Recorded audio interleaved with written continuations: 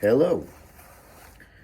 So, several people have asked me to give my analysis on the Ukraine-Russia situation. And for those that are watching this and don't know why you should listen to some random guy on YouTube, here's what I'll say. First of all, I'm not a talking head that's trying to sell you some propaganda. I'm a retired Army officer. I have a degree in history with an area of emphasis in Asian studies. I've read countless books about Eastern Asia, Central Asia, Russia, Middle East, you name it. I literally teach, as a retiree, my job is to teach military science and leadership at this point. And I've been to Asia on numerous occasions. And why I keep referring to Asian in this analysis is because the economies and the culture and the forward trajectory on a global scale is going to be centered around Asia again. And we're seeing that now. So I literally hate the establishment on both sides of the aisle. So again, I'm not picking a team. I'm not a tribalist. I'm going to tell you the truth as near as I can say it, as much as we can have truth during a time of conflict. And we'll see where that lands me. I promise you, if you're watching this, there is probably going to be something that I say in the course of this video that you will disagree with. And that's fine. That's fine. However, I'm not going to lie.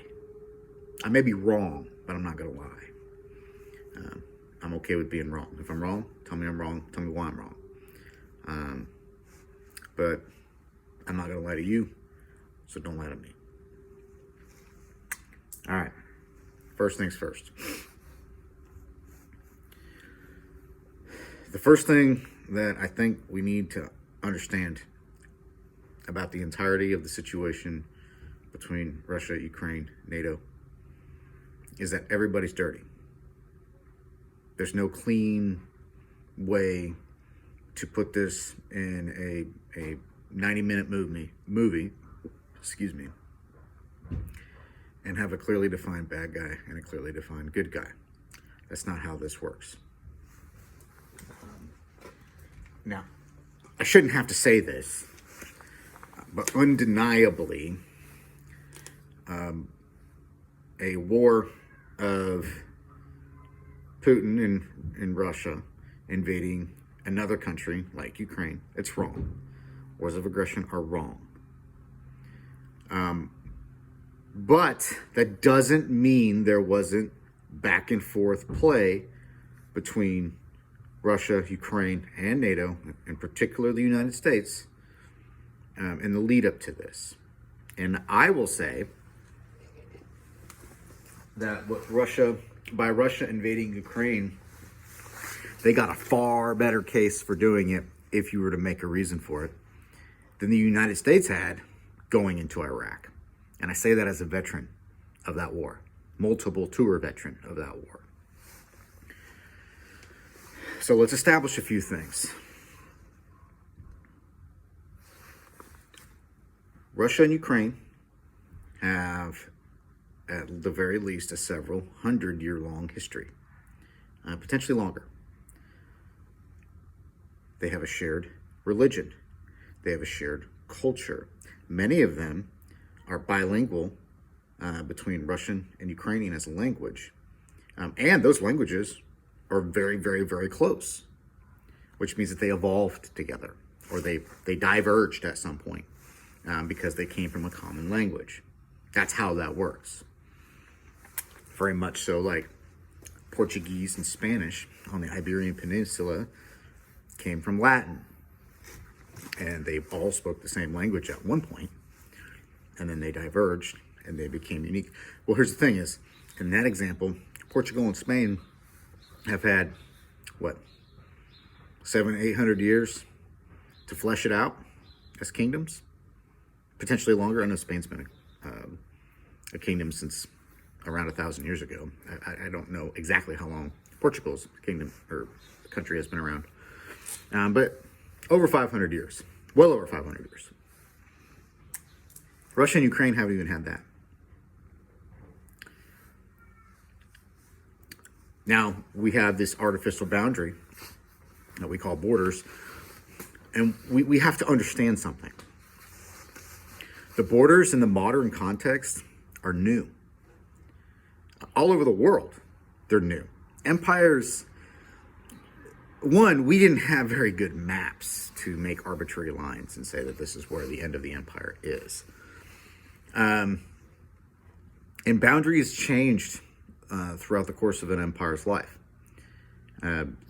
Back and forth, over and over.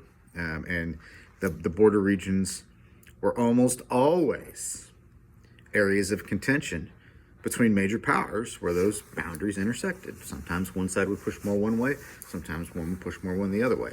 So now that we have hard line boundaries in the modern sense, well, that doesn't address a lot of problems. We see this in the Middle East. The problem in Iraq is a boundary was made around that country, and there's essentially three major groups of people that live there that find it very difficult to coalesce under one nation, because culturally they're different, religiously they're different, sometimes both. And just because they happen to be in the same area doesn't mean they have the same interests. Well, this is true in Ukraine as well. In eastern Ukraine, there is an eastern sympathy and an eastern history, much more identifiable than it is in western Ukraine. Western Ukraine is more aligned with Poland, Lithuania, Hungary. Culturally, they are. And they're more sympathetic to Europe as a whole. Russia, while it is part of Europe and has vied for supremacy on the continent within Europe, has never fully considered itself part of Europe. It's unique. That's why you don't see this massive embrace in Russia of the Western ethic or Western ideals. That's not to say that there aren't brilliant thinkers that come out of Russia. That's not to say that there aren't free-minded people in Russia. However, time and time again, in Russia, it seems to me that they made a conscious choice to be unique away from the Western democracies. Now, in Ukraine, on the eastern side, they're more sympathetic with that way of thought. And there's literally hundreds of thousands or even millions of people in eastern Ukraine that speak Russian as a native language, that consider themselves Russian, that have family on both sides of the border. And again, they share a history, they share a language, they share a religion. I mean, those are all the things that you would consider would be required to have a nation state, right? And it's a slippery slope. There's no denying that. And that was the entire premise of Hitler's expansion after when he came into power, because Germany shrunk in the wake of World War I, and we had a fragmentation of the Austro-Hungarian Empire, and he was making a case for the ethnic and cultural Germans should be part of Germany. Now, does that mean that you get to invade other countries? No, it doesn't. But compare that to our reasons for going to Iraq. Compare it. We don't share a religion with the people of Iraq. We don't share culture. We said that they had weapons of mass destruction. They didn't. So either, which it's pretty clear at this point that we were lied to, but either at the time we were lied to, or there was an intelligence failure of the scale that should have required massive amounts of people within our security state to resign or have to testify. And we saw no such thing. There's been no accountability for that. Okay, so if we won't even hold our own people responsible, and you can extrapolate that trend going forward, from our initial moments in Afghanistan, when bin Laden was more or less allowed to flee into Pakistan after the battle or during the Battle of Tora Bora. Moving forward, from that point forward, it's just snowball going down a mountain. No accountability. And the icing on the cake, as far as accountability was concerned from our side, was Afghanistan, the ending of Afghanistan. Now, anybody who's been to Afghanistan or anybody who served in the military during the War on Terror and has deployed anywhere in that part of the world could have told you how Afghanistan went down, would have likely gone down or collapsed as quickly as it did, whether we pulled out in 2004 or whether we pulled out this year. The difference is that the same people that were the architects of these failures are the same people that are in leadership in our country now. Now, I believe that the United States should have moral high ground whenever we make a claim. If we want to be able to say, denounce a nation for aggressive acts, and it means something. You see, and we don't have that anymore. We've squandered it. So it almost makes no difference if the United States and the West denounces the actions of Russia, because we're hypocrites. And no amount of media spin is going to change that. I think enough people realize at this point that we're just an old man yelling at the sky at this point. And Europeans were very much critical, the ones that did not participate, and even the ones that did, in the War on Terror, and have been critical of the United States for a very, very long time, and some of that is justified. Oh, how their tones have changed once Putin went on the move. It seems like well, I won't comment on that.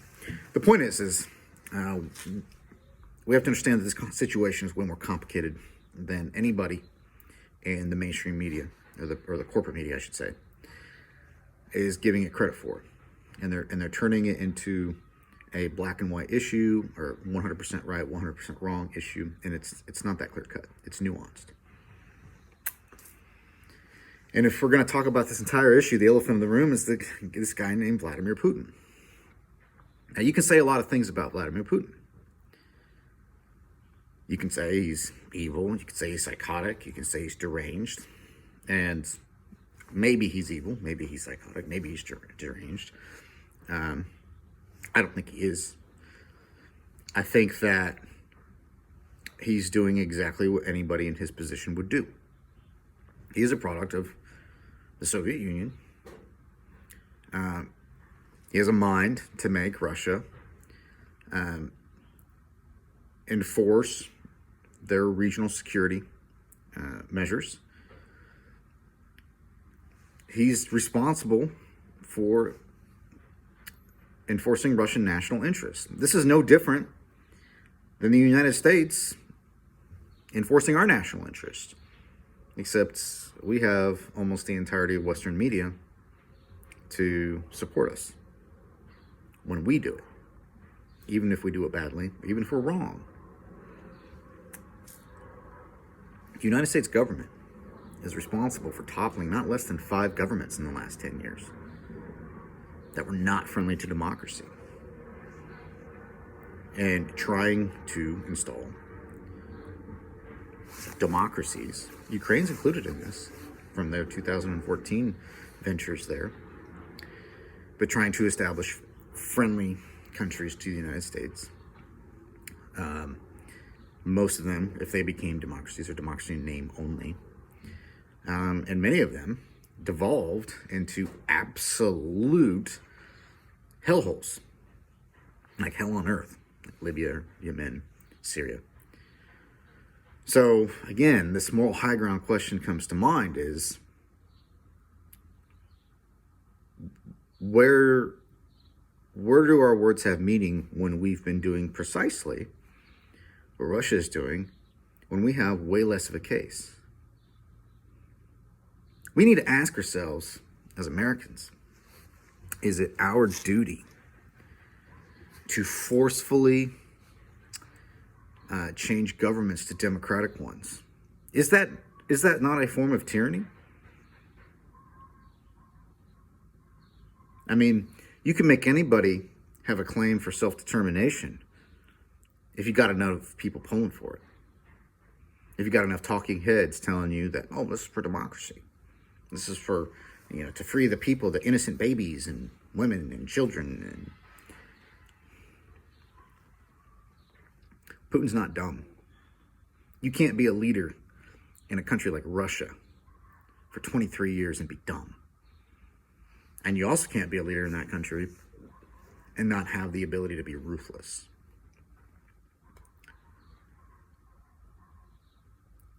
Now, in the wake of the Soviet Union, the Russians had a choice on how they were going to move forward in the world. And if you know anything about Russia in the 1990s, it was bad, terrible. And in many parts of the world, and this includes Russia and China, most of the people would choose to have a strong country and give up civil liberties to have a strong country. Because those countries have had to deal with the consequences of when you're weak more than any countries in the world ever. Russia especially. They've had to learn over and over and over again what happens when you're not strong. What happens when you're not unified? What happens when you're not able to enforce your own regional interests? The paranoia that is largely associated with Russians is warranted. This goes all the way back to the Mongols. It goes back to Napoleon and his invasion. It goes back to the 2 times they were invaded in the 20th century and the massive civil war they had in the wake of World War I. Like they understand this. If they understand anything, they understand their history and they understand the consequences of failing, because they've got the tens of millions of body bags filled to justify it. We have no concept of that here. Not in the United States, we don't. And most of Europe has forgotten that. You see, the people in Russia, and places like Russia and China, they're not weak like we are. We're weak. As a people, we are weak. We don't venerate resilience. We don't venerate virtue. We don't venerate the things that would make our society collectively strong. At this point, we basically venerate hedonism. We venerate weakness. We venerate emotions over reason. We venerate acting on impulse in a lot of respects, as opposed to delayed gratification. Well, in a place like Russia, they don't have that luxury. So, where's this all going to go? Well, in my mind, I don't think Russia's going to go outside of Ukraine, unless we force them to. I think Russia's got a plan to defeat the West and the United States without firing a shot at NATO or the United States. And it can be done. There's more than one way to fight a war. You don't have to fight a war by facing your soldiers off on a battlefield, necessarily. Full spectrum warfare encompasses all areas where dominance can be gained, economically, technologally, in the cyber sphere, space, and also on land and sea, and in the air, obviously.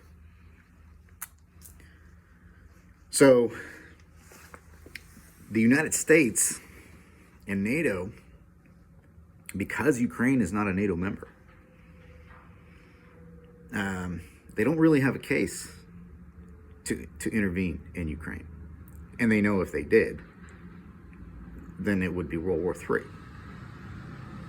And regardless of the rhetoric that you are hearing right now, I think as incompetent as our political class is, I don't think they would risk that for the sake of Ukraine. Furthermore, Putin, if you look at his strategic objectives, what are they? Put yourself in Putin's shoes. Is he doing it because he's a madman? No, he's not doing it because he's a madman. In my mind, there's about 3 things that he really needs to maintain or achieve to win, and he's essentially done that. The first of all is to deny Ukraine entry into NATO. Now, whether or not this was a serious consideration at any point in time, in the reality, he made his point. If there's even talks about Ukrainian entry into NATO, he'll do exactly what he's just done. He has to have access to the Crimea.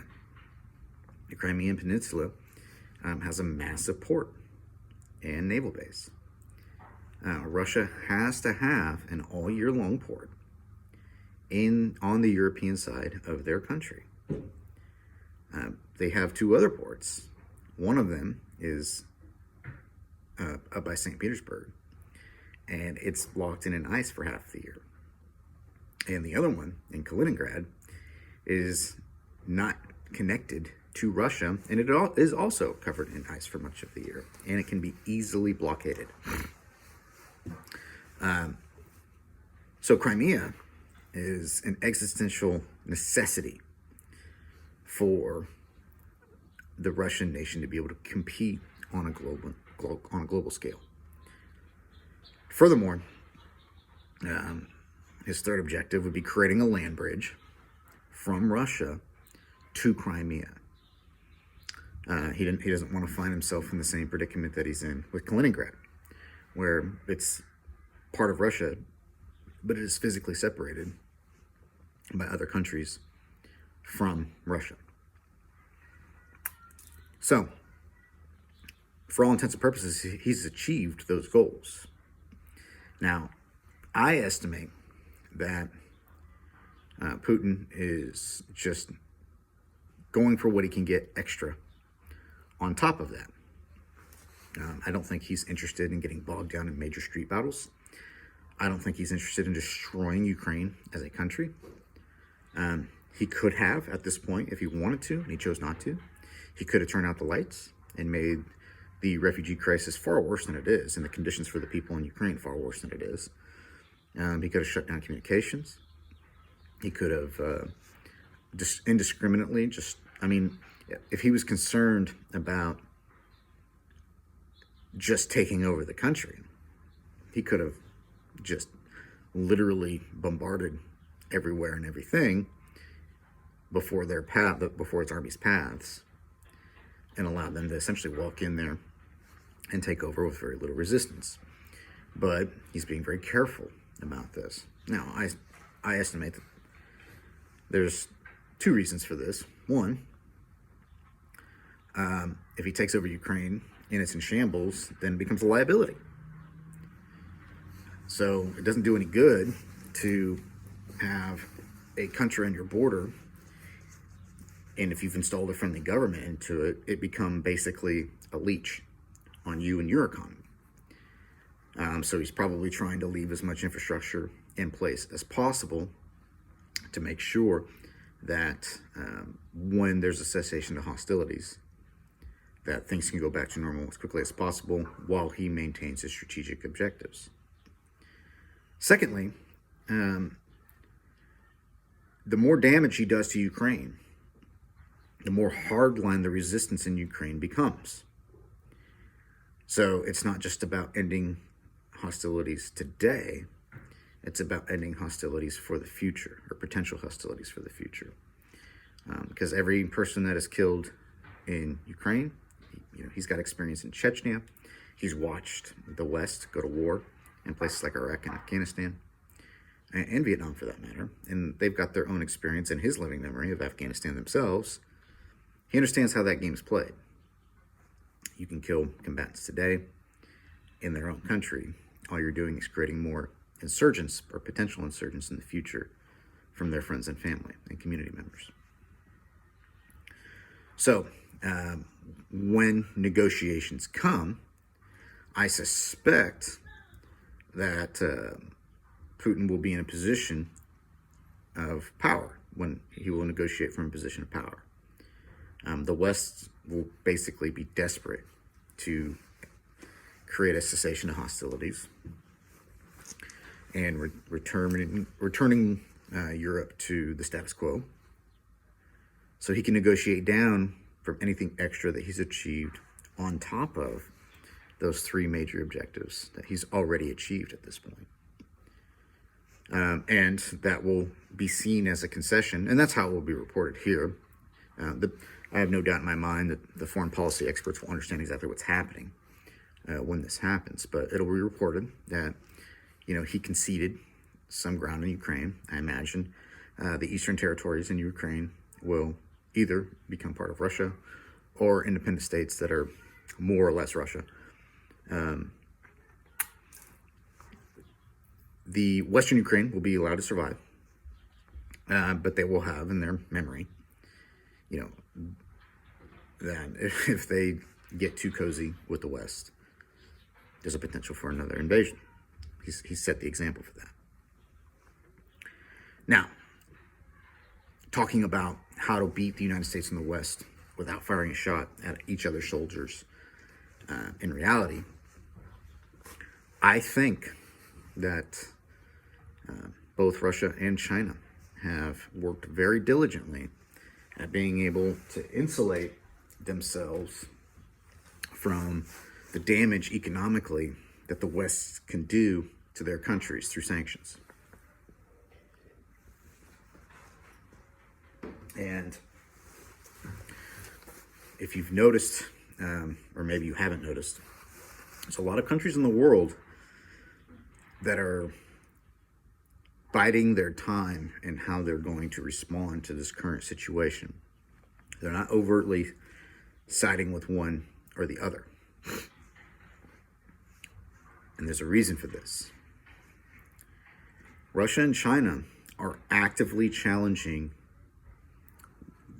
the world order as it has stood for the last 100 to 150 years, where the West, Western Europe, and the United States have been the predominant hegemons of the world, militarily, economically. They are positioned well to do this. They see, just like probably most of us see, that the West is in decline. We are unsure of ourselves. At large proportions of our population no longer believe in the Western ethic or Western values. Huge proportions of our population would not be willing to fight for the West. Our political class is at least as corrupt as any power that we claim is tyrannical. And the people are becoming aware of this more and more over time. And as they try and maintain control of the situation, as people become disenchanted with the existing order, the governments will have to become more tyrannical in response. And they have. We've seen this. This should not surprise anybody. And furthermore, in addition to the government becoming more tyrannical, in order to keep the wheels from falling off, they've managed to convince 30 to 40% of their populations that this is the right thing to do. Well, that is a problem. and he knows this. Why go to war with a country that's on the verge of going to war with itself? And we are.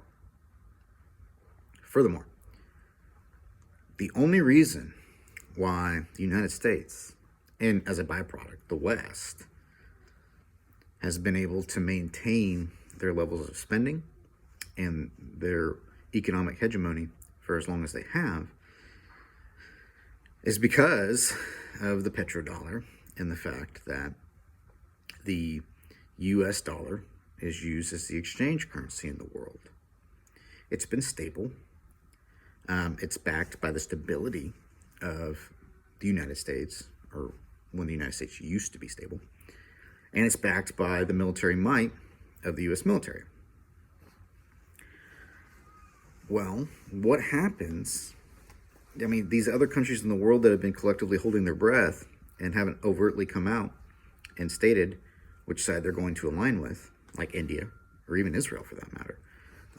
And many of the countries in Southeast Asia and in Africa who are going to emerge as powerhouse economies in the coming decades, while the European economies are going to slip further and further down that ranking system when it comes to economic productivity. Because they're going to have a demographic crisis, and manufacturing and their economies are just slipping. They're not going to be able to compete. And as the third and second world industrialize and they start to be able to have purchasing power within their populations, markets will open up. Well, who makes all the stuff in the world?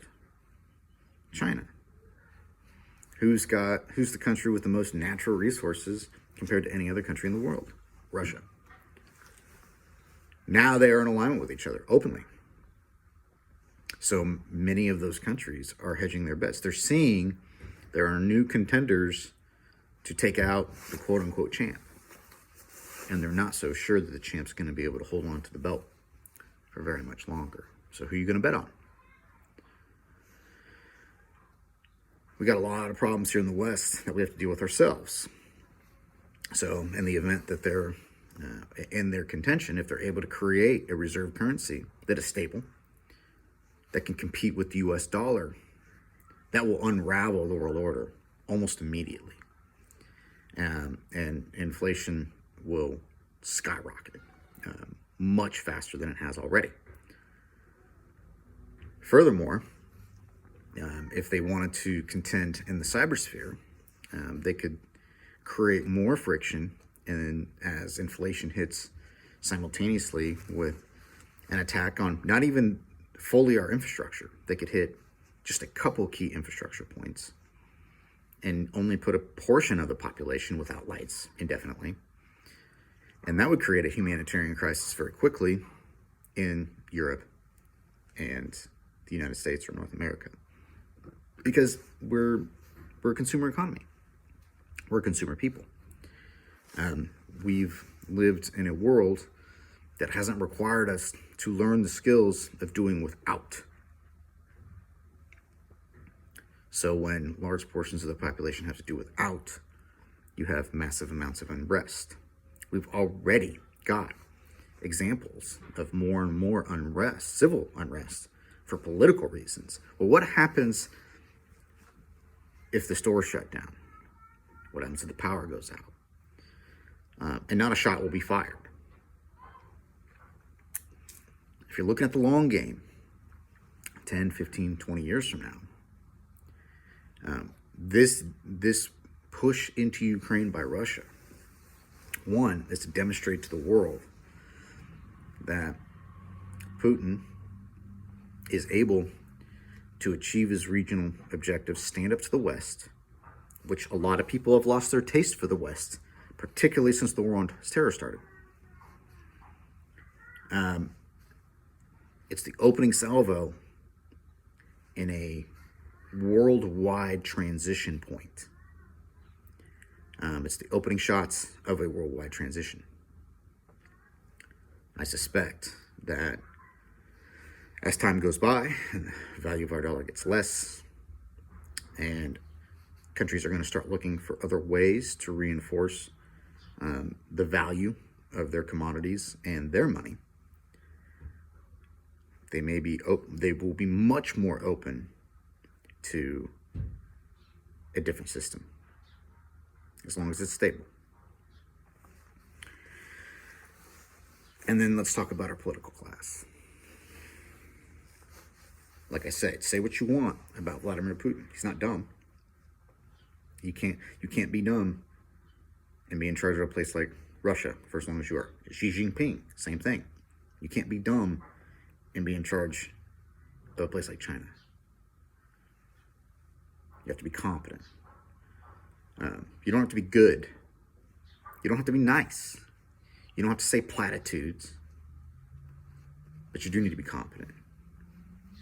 You do need to be selectively ruthless, which both have shown that they're capable of doing.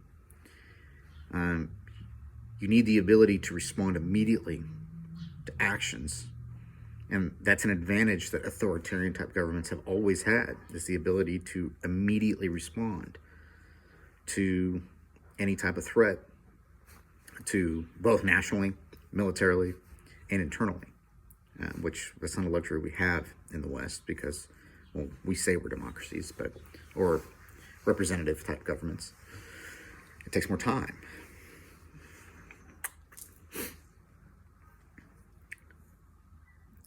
Is there a person, a politician, a diplomat in the West that we can honestly say is going to be able to outfox a guy like Putin or Xi Jinping? With the polarization that we've had here and the loss in reality and being able to understand events that are happening on the ground, do we have any great statesmen that are going to be able to stand up to this? I don't see any. Now, perhaps one will emerge once we're in the throes of a collapse of some sort. But by that time, that doesn't mean that we're not all going to suffer. That's going to happen, in my estimation. It's going to happen. There's no way around that at this point. The United States empire is dying. We as a people, we no longer are sure of ourselves. We as a people, more or less, do not have the will to do what would be necessary to remain on top, if that's what we wanted to do. We're not even sure if that's what we want. But make no mistake, if we choose that collectively, if we choose to relinquish our role as the world hegemon, what will replace it will be bad for all of us. There's no denying that. If you can't tell that there is hypocrisy behind any narrative to support Ukraine while completely ignoring what has happened in Yemen with our other ally, Saudi Arabia, invading there and creating the conditions for essentially a genocide for the last couple of years that we have facilitated. If you can't understand that we have played our part in doing precisely what Russia has done, with far more dubious claims of authority over it, essentially for the last 70 years. If you don't know that, or you're not willing to acknowledge that, then we're lost. We can't fix the problem if we can't acknowledge what the problem is. I believe if we're going to have war, we need to have just war doctrine. I think that we should only go to war if the people decide it. We haven't had a declaration of war since World War II. If you don't have a declaration of war,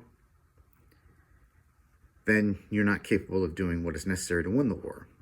But it gives plausible deniability to our elected class to pass the buck.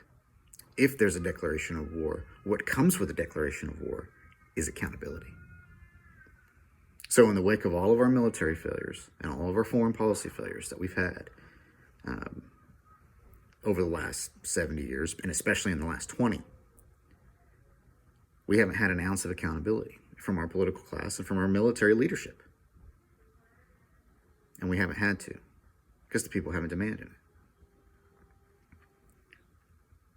Well, if we can't even demand that from our own leadership, if we're not willing to do what's necessary to demand that accountability, then the problems we will face will only get worse.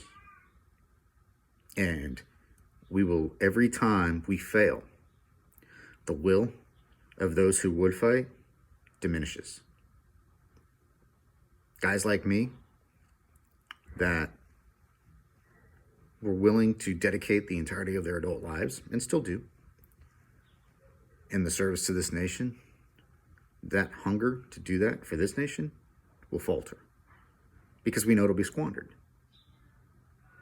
There won't be a pathway to winning, whatever that looks like. So either we need to collectively make a decision on what it is that where we want to go in the future and what our place is in the world. And I don't have a lot of hopes that we're going to be capable of doing that and turning this ship around. Or we're going to have to relinquish our role as the world hegemon and go through the pains that are going to come with that. But none of it comes without pain. None of it. There's no way out of that now. None. Zero. We don't get to continue to live how we've been living. We're going to pay the consequences for our inaction that several generations in the West have allowed to transpire. We're going to reap what we've sown. The political class we have is a direct reflection of us. People get the government that they deserve. We chose this. We chose the incompetence. We chose the party line over principle. We chose the inaction. We chose the greed. We chose the apathy. We chose the indecisiveness. We chose all of those things over and over and over again. So easily we are convinced by lies. And we've been nothing but lied to for so long. And we accept it. So now, when the entire foundation of our institutions is founded on lies, they will crumble, and we will crumble with them. And stronger nations, stronger people, will fill that vacuum. That's how it's going to go. That's at least my estimation of it. This video has been long enough, so I will call it a day. Hopefully, this has shed some light. If you have any comments, feel free, put them down below. If I'm wrong, or you have a counter argument, please address it. I am open to any criticism. With that being said, good luck. Prepare accordingly.